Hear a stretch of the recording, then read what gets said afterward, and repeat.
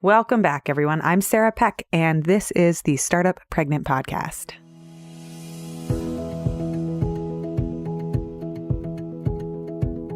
One of my favorite things to do career-wise when I am struggling or looking for a mentor is to go out and identify people whose careers I really admire, and then watch them from afar and study how they work and what they've done and what changes for them over time.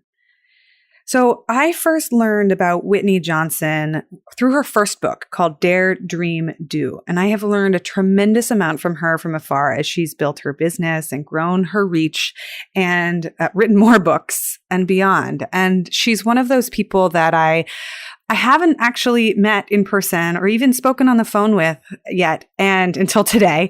And I so admire the work that she does and how she shows up in the world. And I feel it's such a privilege to learn from her in the way she lives in the world. So it is an honor to have her on the show. So I'll tell you a little bit about her if you haven't heard of her yet. Whitney Johnson, she's an innovation and disruption theorist. She does all things disruption.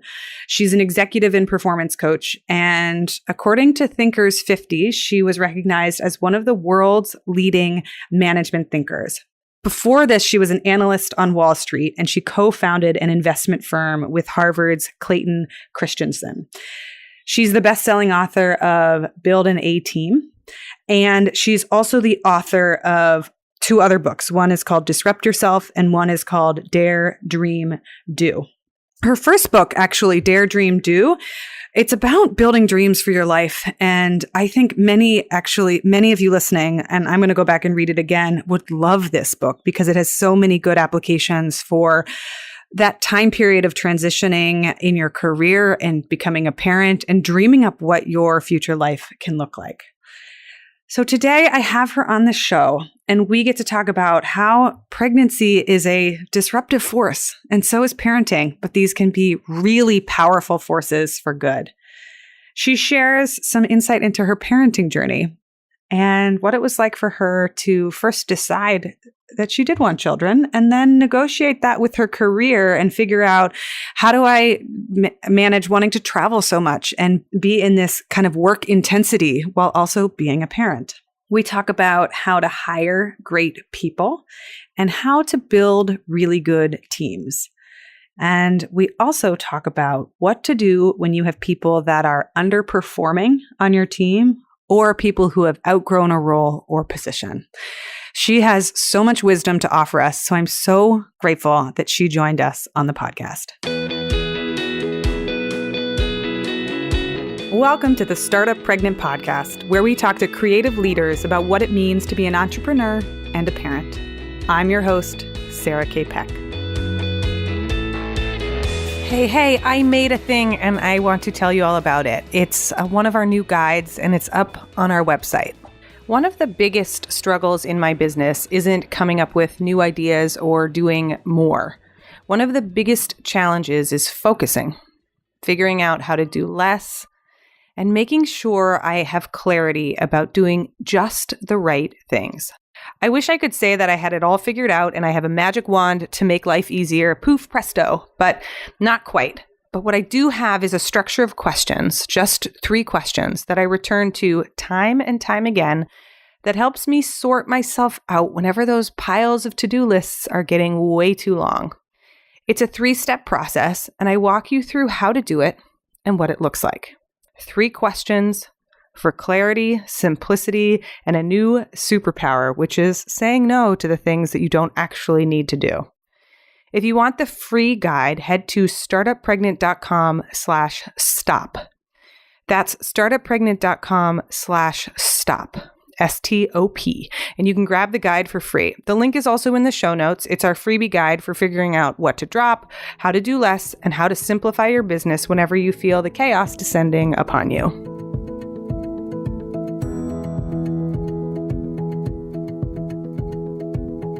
All right, everyone. I am so thrilled to have Whitney Johnson joining us on the podcast today. Whitney, thank you for being a guest on the show. Thank you for having me, Sarah. So I want to start with, I think, one of my most favorite and easiest questions.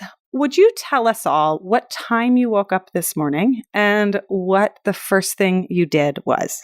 That is a great question. So I woke up around 5:30 a.m. and the very first thing I did was lay in bed for probably about a half an hour or 45 minutes thinking about or thinking through the outline for a speech that I'm giving. I'm actually speaking at BYU's business school graduation in August. It's kind of a big deal. And so I was thinking through what I want to say for that. So that's the very first thing I did this morning. Once I actually got out of bed, I got dressed and went and played tennis.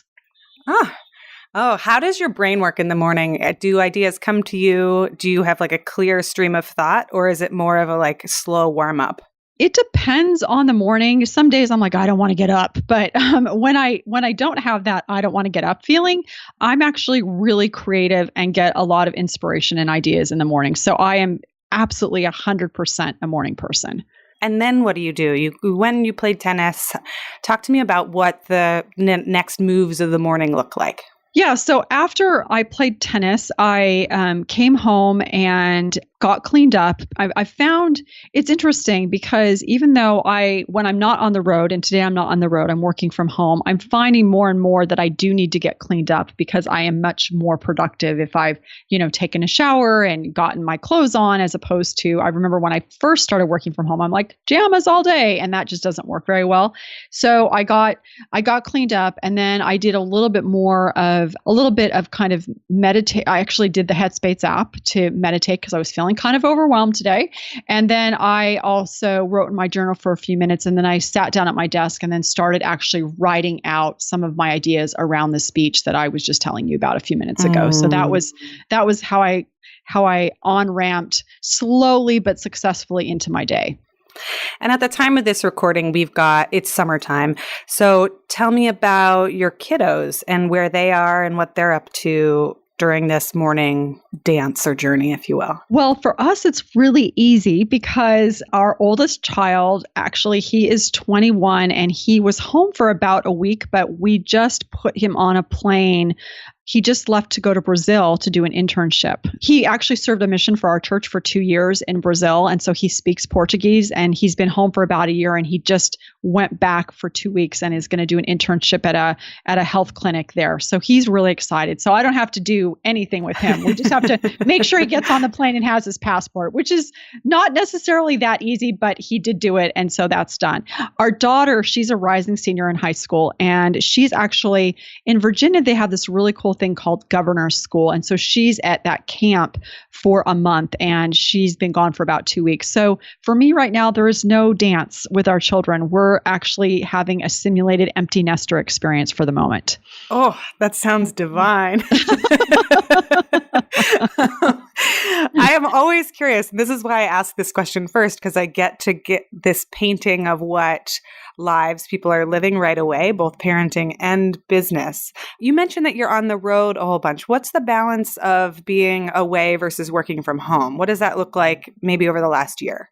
I have been on the road a lot. I just released a book on May 1st. And so I would say I have been on the road, I would say 60 to 70% of the time. It's been a lot. And what's interesting is like I actually really enjoy being on the road. I really like being home, and I really like being on the road. And I found actually, and maybe for people who are listening who have young children, they will especially appreciate this, but there's a sense of boundaries that come in when while you're at home, there are certain things you've got to get done while you're home, and then you'll wrap those up and then you'll go on the road. And while you're on the road, there's certain things you have to get done while you're on the road, and then you wrap those up and you can come home. And so there's lots of that you're able to bound your time in a way that I find really helpful to me in terms of being able to allocate my time and also parse it out into small enough chunks that it feels much more manageable for me. That is so interesting to me because I find that I've had a similar experience with the advent of daycare. I have really little kids right now. And the fact that it ends at the same time every day has surprisingly been a better boundary for me and my work than me 5 or 10 years ago. And I that's so interesting that you mentioned that for traveling as well. It's like, here's the thing. This is it.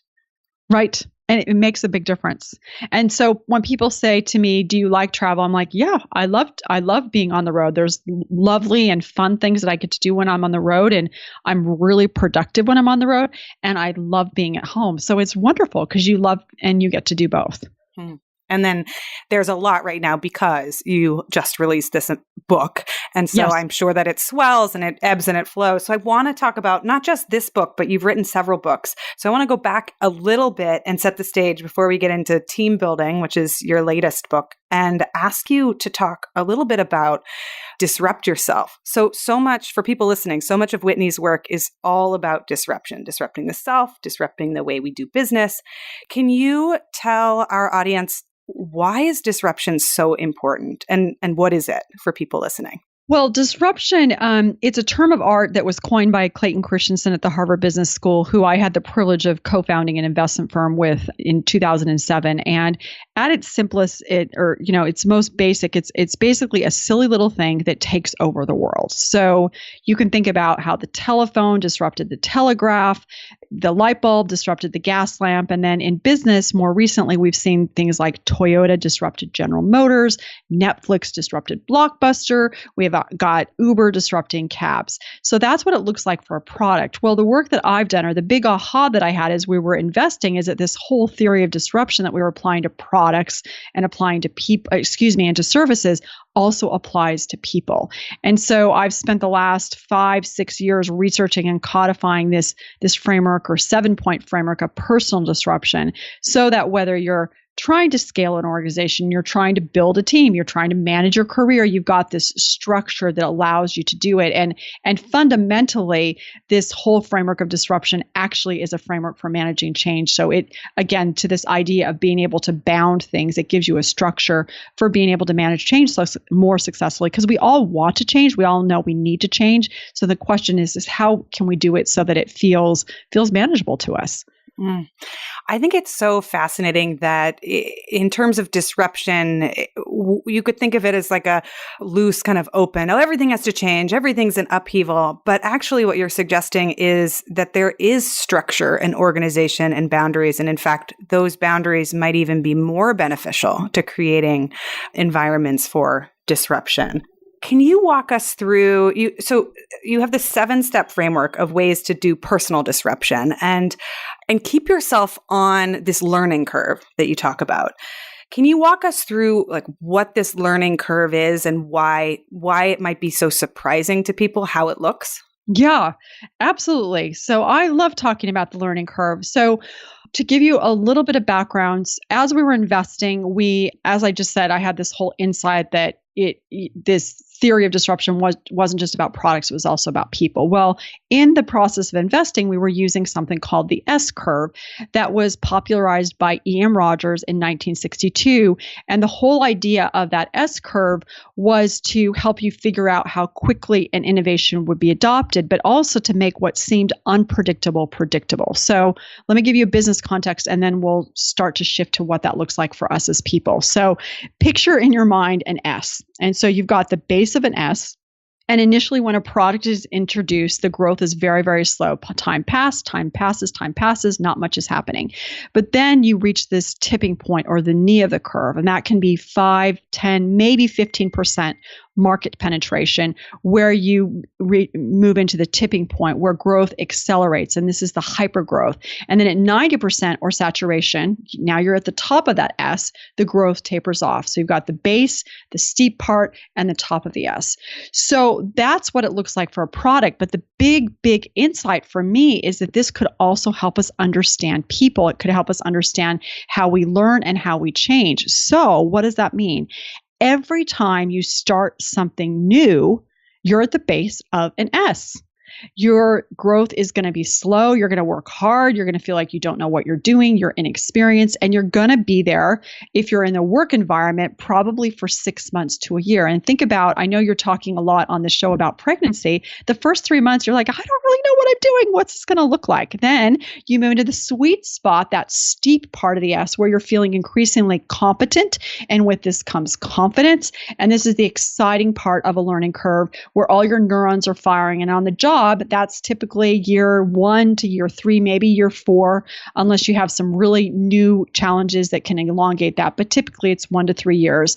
That's the super fun part of the curve. It's a sweet spot. And then you get to the top of the curve where it looks like everything should be smooth sailing. It's the top of the curve. Things are easy. You're a master. But because you're no longer learning, because you're no longer enjoying the feel-good effects of learning, you actually get bored. And so what has to happen at that top end of the curve, if you don't jump, your plateau becomes a precipice. And so the idea is you want to learn, move up the curve, and then leap, and then repeat. Because we are all learning machines. We're wired to learn and change. And when we honor that biology of change, when we are willing to get to the top and disrupt ourselves, then we're always learning. And when we're learning, because we get that dopamine hit, we're happy. It also sounds so much like parenting, right? That S curve, the bottom of the S curve, when you take the leap and you welcome a newborn into your life, you're not going to get it in 12 weeks. 6 months to a year might be the steep part of that learning curve. Can you tell us about your parenting journey? What was it like for you? When did you know or not know that you were thinking about having kids, and how did that disrupt or change the trajectory of your career? Oh, such a great question.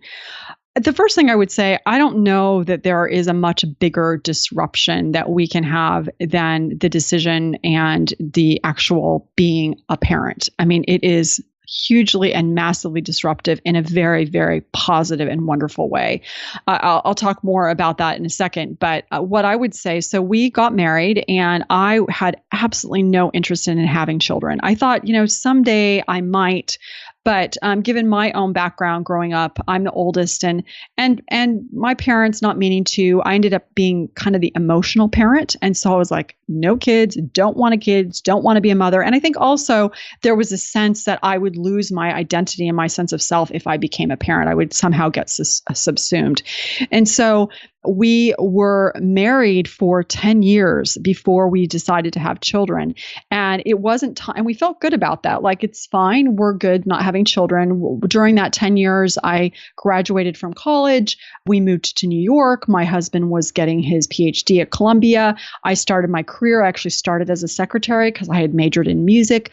And I started to get my footing. And so then around 5 years in, we are like, now it's time to have children. And so we had this feeling, this sense inside of us that it was time for us to do. We felt it was important to have children, given our faith and our belief, like we want to have children and it's important to do this. And now was the time to do it. And it was very easy to get pregnant. I was very, very fortunate. And so once we did that, it was lovely, but I will say I felt incredibly, incredibly incompetent as a mother, just so incompetent. I remember one experience in particular that really I think is emblematic of how uncomfortable I felt with this whole being of a mother. David, our son, the one that's going to Brazil now, was a baby. We were living in New York City at the time, and we had gotten in a cab. We were coming home from church, and David threw up in the cab. He threw up. And I just, by the way, I didn't even know how to kind of put our stroller up and down because I was relying on other people to do it. Like, I mean, that yes. Really demonstrates the feeling and level of discomfort that I had with this.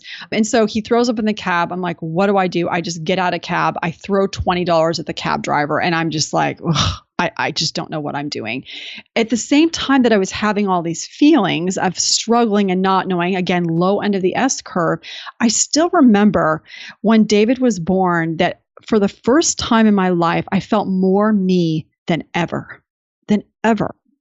And so it was really hard. And I think I was really scared of like, how do I do this? And I think one of the biggest fears that at least I have, and I think probably most parents secretly have, is, will my child love me back? Because I love them deeply, but will they love me back? And that's scary. That's a scary thing, because here you are, you're giving your whole heart and soul and incredibly vulnerable. And will they love me back? And we don't know if they will. And so I would say it's gotten easier. I feel like I'm getting better and better as a parent. Some mothers I think are fantastic baby mothers, and some are fantastic tween mothers, and some are fantastic adolescent mothers. I think I am much more of a teen and adult mother because I like to be able to talk and to have a conversation and to interact with them. So anyway, I'll stop there. I could talk all day, but I'll pause there. Oh, I love that you said that. I think embedded in the last thing you just said is the argument for having lots of adults in people's lives, because it's really hard to be good at every single stage of parenting. And a friend of mine is like, oh, I'm not good with babies, but I'm great at school age kids. And I was so grateful to hear other women say that, because then you can because I also have friends that are great at babies. Right. Just everyone has a different skill set. You don't have to be good at all of them. And you can also not like parts of it and still be a great parent. Oh, this is so interesting. So I just want to keep hearing more, because I want to hear not only how it kind of shifted your relationship to your work, but also I have this idea, and this is really that at the heart of what I wanted to talk to you about on this show. This idea that pregnancy can be, and parenting can be, a really positive force for disruption in the business world and in the personal world. But it feels like we're still grasping at straws in society to believe that to be true, or to understand that to be true. Are there ways in which becoming a parent has shifted the way that you do your work in ways that have surprised you? Before I answer that question, can I answer one slightly different question? Please do. Please do. Okay. So I was thinking about this idea when I knew that I was going to come on your podcast, and what does pregnancy do, and what does this look like, and how can it influence things? And I was thinking back to my experience when I first got pregnant with David, and I was working in investment banking at the time, and I did not want anybody to know. I got these St. John dresses, and I was able to hide it till 5 months in, and I was changing jobs at the time. I was like, I did not want anybody to know. And so I really felt to this point that you just made of I needed to somehow hide that. And I remember a few years ago is having a conversation with a few people, Ruth Ann Harnish, who I think many people on your podcast will know and is in part of our social circle. And she made a really interesting comment to me that really shifted my thinking on pregnancy and being pregnant in the workplace. And she said that when someone comes to her and says, I'm pregnant, that, first of all, is transparent, but it also opens the door to really see how this person thinks strategically. Because if you know that you're about to have a baby, what do you have to do? You have to prepare to have that baby. You have to prepare to have the workplace be gone. You be gone from the workplace while you're on maternity leave. And if you think about, the book by Michael Gerber, The E-Myth, he's like, the whole point of being an entrepreneur is not to be the technician working in the business. It's the person who's the entrepreneur working on the business. And that applies whether you're working inside of a large organization or running your own business. And so one of the things that pregnancy does is it gives you the opportunity to think about, how will things run when I'm not here? And so if we are willing to take that as a challenge, a personal challenge, if we as organizations and companies are willing to take that on and say to the person, I'm so happy that you're going to have a baby. This is a wonderful experience. It's wonderful for you. It's wonderful for your children. It's wonderful for society. And it's wonderful for you to figure out how things are going to run smoothly while you're gone for 3 months. That's a real opportunity to me. I think I'm so glad that you said that, Whitney. And what's coming to mind for me is my 2-year-old right now. We're going through potty training. And I was reading this book, and it said, this is a really great opportunity for you to see how your child learns, just to watch. And it gave me these shivers, just because I was like, oh my God, I'm not trying to make him do something. I'm not trying to force something on him. I have the privilege of watching him learn a new skill, and I will learn as much, but just by watching him go through this, as also how good am I at teaching? What's our dynamic as we are getting to know each other as humans? And what you just said about watching somebody go through this, how do they think strategically? How do they respond to stress? How do they learn? All of these skills are such high quality things to learn about people. And it's like the laboratory in which we get to learn, but we don't treat it like that. Right, exactly. And I think layering onto that, one of the most difficult things that any of us ever do in the workplace, or actually in life generally, is to get buy-in for ideas that we have. We're wired that if I have an idea, I think it's brilliant. If you have an idea, I think it's less brilliant because it's yours and it's not mine. And so when you're pregnant, again, you've got this laboratory, this opportunity. It's this short-term stint that you've got to prepare for. But how do you get buy-in for what you're trying to do? Buy-in around the pregnancy, buy-in around the maternity leave, buy-in around when you come back, buy-in around what you want to negotiate once you do come back. It gives us all sorts of opportunities to practice getting buy-in, which I would argue is one of the most important skills that any of us need to negotiate our way through life. Because that's what buy-in is it's a form of negotiation. And it applies whether it's to your partner, to your children, to your boss, to your colleagues, to the people you're managing. Wow, that's a really good point. So in using the disruption metaphors further, one of the disruption mechanisms you talk about is the moving sideways one. I think you talked about it like a slingshot, which I want to see if we can explore applying this to pregnancy. I think for many women, they fear that pregnancy and maternity leave are steps completely backwards. Like it's just taking them off this speeding train, and it can be really bad for their careers. Do you have thoughts about how we can reframe or rethink this as a useful time that's like a lateral or a sideways or a strategic move? Like, what do you think about this as an idea? First of all, I really love it. I love that we're having this conversation. And what I would say is that there are going to be some organizations where they are going to just see you as moving, derailed, not, sidetracked, just derailed, sidetracked, but certainly not moving forward. And there are going to be organizations like that. And I think that in and of itself is giving you lots of good information in terms of how we are allowing people to navigate through life. I do think that there is this, we've kind of touched on this already, is this opportunity of going on maternity leave. It allows you to see, can I plan things strategically so things can run without me? Like, what does that look like? I also think it allows us to think, how do I want to say this? Part of this is up to us. I think that we forget how important it is to be a mother, how important it is to have these skills of knowing how to nurture, knowing how to care for someone, what a privilege it is for us to carry a child in our belly. What a privilege it is if we can't carry the child in our belly to be able to adopt a children. What a privilege it is to mother. And I think this is, I'm going to sidetrack again because I think this is really important. I remember after our first child was born, like I literally was like, I'm going to get pregnant. And in 5 days I got pregnant, and then boom, like baby on demand, complete and total baby on demand. And so I thought that I was going to do the same thing when I was ready to get pregnant again. I had timed it exactly when I was going to have the baby, et cetera. And then I miscarried. And I remember feeling like I had this really strong feeling that I believe in God. And so I had this strong feeling of like, you need to understand that having a child is a gift. This is a gift that you need to not take lightly.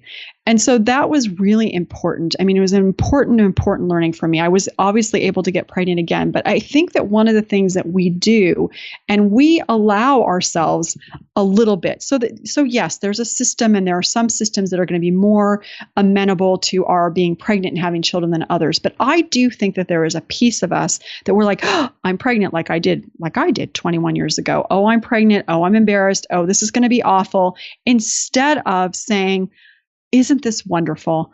I'm going to have a baby. I am confident that as I go through this crash course masterclass of having a child, I'm going to be a much better contributor, a much better manager, a much better person in managing my time. I'm going to think much more strategically, and really being able to look at it as a way to get better as a manager, get better as a contributor. And so again, it's not an either or, it's a both and. We've got to pick the right systems, but I do think that we get to choose the narrative.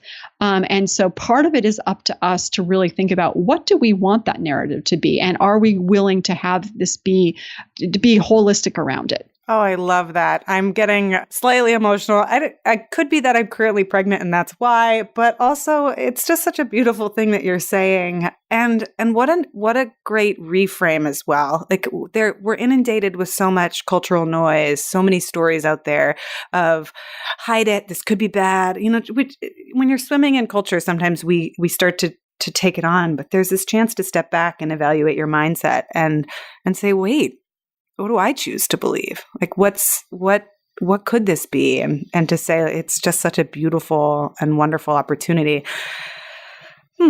I love hearing that. So your latest book, you just came out with another book. I want to talk about this book, Build an A-Team. It's about building morale, improving performance, being a great boss. Like, how do you create a really great team? And in this book, for people listening, a lot of the ideas are around, I'm sure Whitney will say them better, but they're around creating learning environments. People want to learn, they want to grow, they want to be on this S curve. I would love to talk to you first about the top and the bottom of this curve. And I polled our community, our Startup Pregnant community about, I said, I'm going to interview Whitney. What should I ask her? And people asked me first, how do you engage people who seem to be doing the bare minimum? Looking at the bottom of the curve, if you have a team and you seem to have some lackluster players, what do you do there? It's a really good question. So first of all, I would say that every single person is on a learning curve. And so we're all on a learning curve. We actually, our life is one big learning curve. And then there's these fractals of, our career and then roles that we have. And so there are going to be times when people are just lazy. So I don't want to discount that. But I think more often when people are at the low end of the curve and they're not doing a great job, there can be a couple of things happening.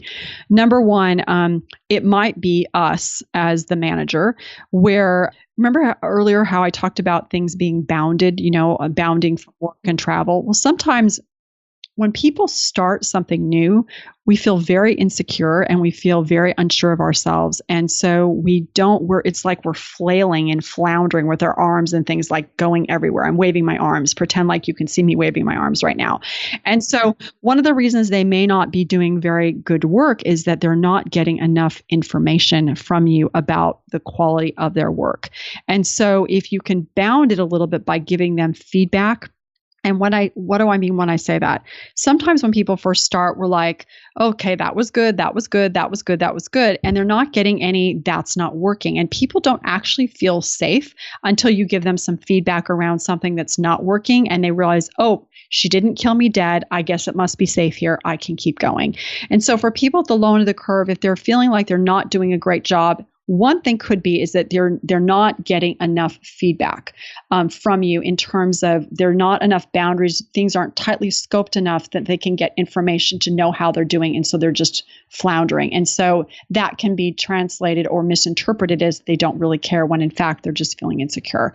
The other possibility, okay, so I said they just don't want to work. That's one possibility. The other possibility, number two, is they need more information to know how they're doing or feedback. If you think about skateboarders, they get lots of information. They learn quickly because, if they make a wrong move, they fall. So give people that tightly scoped assignment. The third possibility is that they're in the wrong curve.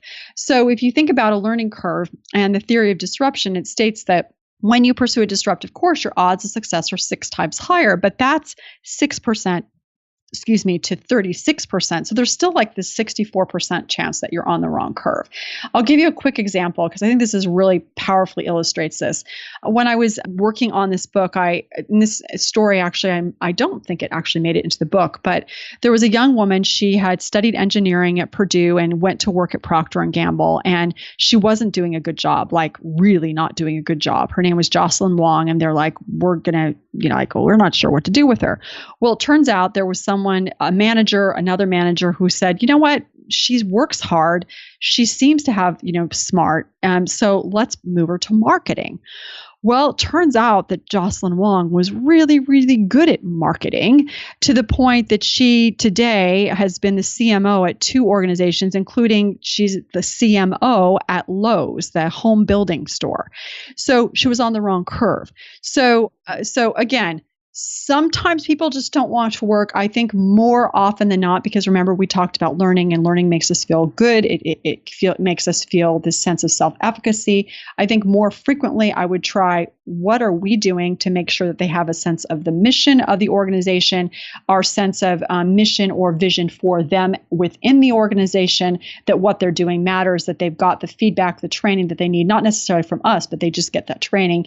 And then there's also the possibility, it might not be the right curve, because remember, people tend to lead on their resume with things that they do well, not with what they do best, because we all undervalue our superpowers, because our superpowers come naturally, reflexively. How could they possibly be valuable? So the odds that a person's actually in the wrong seat are higher than you might think they would be. Oh, that's so interesting. Wait, you just said something also right at the end about our superpowers come naturally, so we don't actually give them enough credit. Tell me more about this. Yeah. So if you think about it, think about something that, like a compliment that you get all the time and you find yourself completely deflecting it. So part of that's like the girl thing, but men do it too. But like, girl, boy, sorry, not girl, woman. Right. we do it, we just deflect it like, oh, I can't possibly take that compliment. But sometimes it's because we're like tired of hearing it, because we hear it all the time, or, we feel like people are pigeonholing us. And then the other part of it is just like, we look at it and we go like, that is so stupid. Like, that's just easy. That's just common sense. Like, really, why is someone complimenting me on that? Well, the fact is that it's not easy for everybody. It's just easy for you. And so, but because it's easy for you and you don't it's like breathing. You're like, the ability to breathe isn't valuable until you can't breathe. And so what happens is that you just end up like completely devaluing it. Like, you undervalue everything that you do really well. And so what I sometimes see happening is that your genius isn't even on your resume, because you're like, that's not a big deal. It's just not a big deal. Everybody does that. That's so then funny. You hire people who didn't write what their genius is on their resume. So that's why you get them into a seat and you're like, she's really good, but this isn't the right seat for her. I need to move her. Or he's really good, but I'm not sure this is the right seat. I need to move him. And so that 6 months at the low end of the curve we talk about iterating around product market fit. Well, iterate around people market fit and give that first 6 months just to make sure, are they going to work, but also are they on the right spot within the organization? So then looking at the other side of the curve, people who are at the end of a steep learning curve, they may be feeling a little bit bored. And this comes up in another question we got from the community. She says, she said she hired someone who's blowing her mind. She's really great. She's incredibly talented, but she's constantly terrified that she's going to leave. And she said, how do I keep her engaged and entertained? Or do I just know that she's only going to be here for a few months because she's too good for this job? Can you talk to this part of the learning curve? Absolutely. So your instinct is spot on that you're worried. Her instinct is spot on, the worry that she's going to leave, because if you're at the top of the curve, you're bored. And when you're bored, you either leave or you get complacent, which would be really bad because you don't want her to get complacent and stay. And so there's a couple of things that you can do. Number one is just have that conversation. It was really interesting. I remember interviewing for my book and actually on my podcast a fellow by the name of Patrick Bichette, who was the former CFO of Google. And when Eric Schmidt hired him, he's like, Patrick, I don't know if I can hire you because you're going to get bored. And like, because you've been a CFO before. And they were like, well, we want to hire you. So Eric Schmidt says to him, I'll make you a deal. Whenever you start feeling like you're getting bored, come talk to me. And so as a consequence of that, they added, operations, and they over time, he added like 5 or 6 different things to his role. And so one of the things that your community member can do is just have the conversation and say, okay, learning curve, dopamine, you're at the top, you're really fantastic, I want to keep you. What else needs to be done, could be done? And she doesn't need to talk money, because money's not going to do it. What else would you like to be doing? What other opportunities do you see that will allow us to elongate the sweet spot of the curve so that you can enjoy staying here for a longer period of time? And so that would be the conversation that I would have. Because remember, you can get to the top of the curve, but you can also stay in this sweet spot for a very long time if you're throwing at a person, like I just mentioned with Patrick Pichette, enough stretch assignments that are pushing you and pushing you and pushing you. You're only at the top of the curve once tedium sets in, once you're like, oh, we already tried that, and you're not really having fun anymore. So you use time as an initial marker, but the real marker is how engaged is the person in the work. And so if the person who asks this question can first of all have the conversation with her, and once you have that conversation, say, okay, how can we make this so this continues to be fun for you?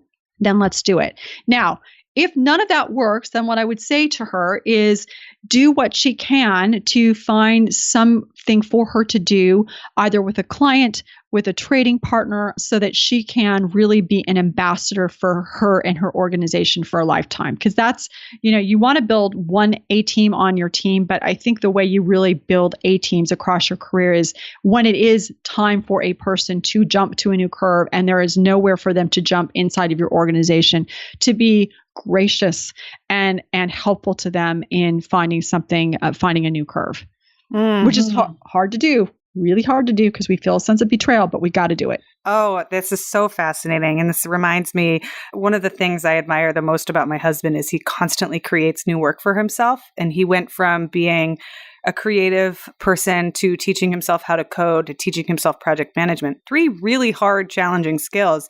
And he just keeps making himself advantageous. But what has also been such a important part of this is clients and his bosses recognize, oh, you want to learn how to code and be a technologist?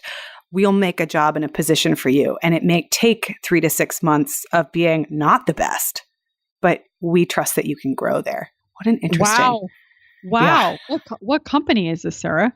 Oh, he works, I think most people know this, but he works with Seth Godin. So was the creative director and now he's the technologist. And Seth is an incredible human being. And he constantly lets Alex explore. That's a perfect example of what we were just talking about. And with being able to continue to learn, leap, and repeat for your husband, Alex, he could potentially stay there forever. Because yes, he gets to keep learning. It's fantastic. I love it. Thank you for sharing that.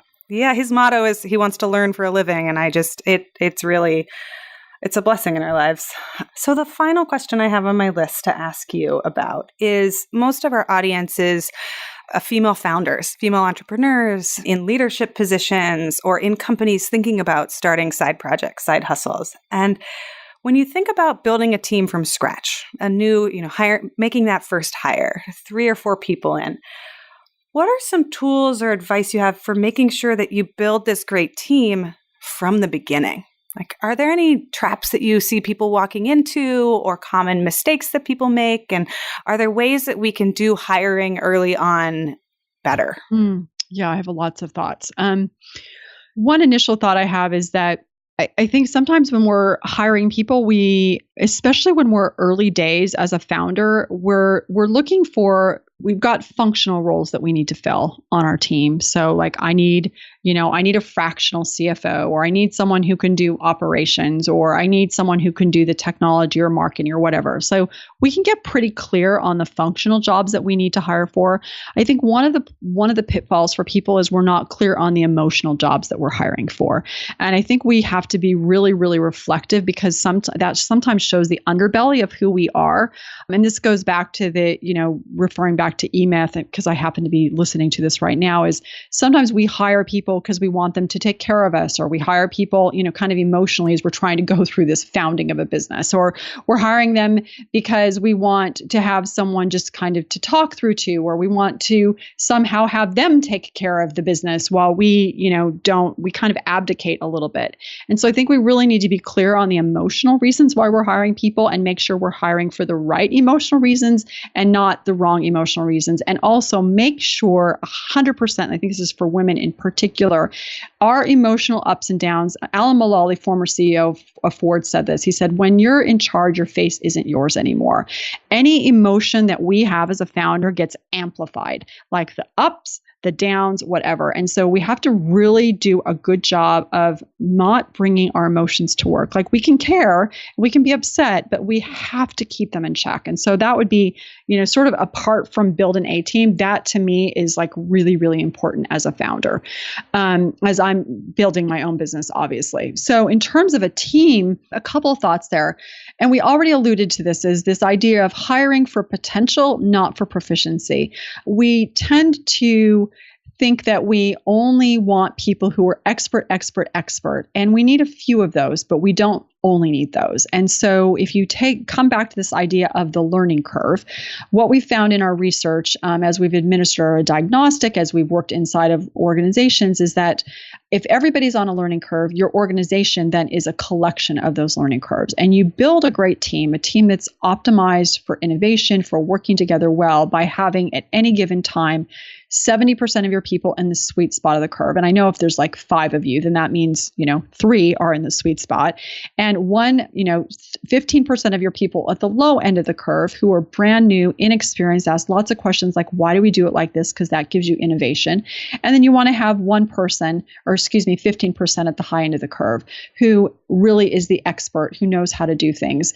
But they can't be there too long, and because if they are, then they get bored. And so what you can do with a more startup type organization is assess where people are on the learning curve. Okay, I know I want 70% in the middle, 15 at the low, 15 at the high. If I've got way too many people at the low end of the curve, what that means is I probably need to hire a consultant or two who can come in as a ringer, train them, then leave.